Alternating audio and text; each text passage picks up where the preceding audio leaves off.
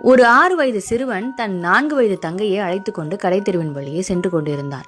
ஒரு கடையின் வாசலில் இருந்த பொம்மையை பார்த்து தயங்கி நின்ற தங்கையை பார்த்து, எந்த பொம்மை வேண்டும் என்றான். அவள் கூறிய பொம்மையை எடுத்து அவள் கையில் கொடுத்துவிட்டு ஒரு பெரிய மனிதனின் தோரணையுடன் கடையின் முதலாளியை பார்த்து, அந்த பொம்மை என்ன விலை என்று கேட்டான் அந்த பையன்.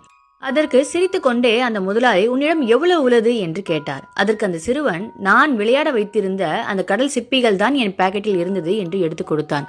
இது போதுமா என்று கவலையுடன் கேட்டான்.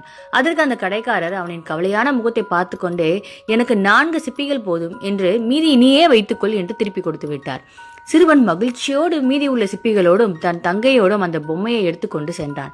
இதையெல்லாம் கவனித்துக் கொண்டிருந்த அந்த கடையின் வேலையால் முதலாளியிடம், ஐயா, ஒன்றுக்கும் உதவாத சிப்பிகளை வாங்கி கொண்டு விலை உயர்ந்த பொம்மையை கொடுத்து விட்டீர்களே ஐயா என்றான்.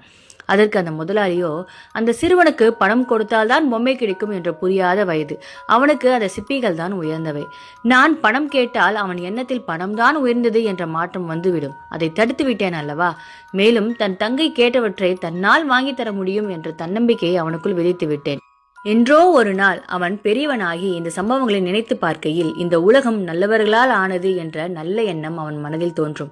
ஆகையால் அவன் எல்லோரிடம் அன்பு காட்டத் தொடங்குவான். உலகம் அன்பினால் கட்டமைக்கப்பட வேண்டும். எவ்வளவு அருமையா யோசிச்சிருக்காருல்ல. உங்களுக்கு இந்த பதிவு பிடிச்சிருந்துச்சா?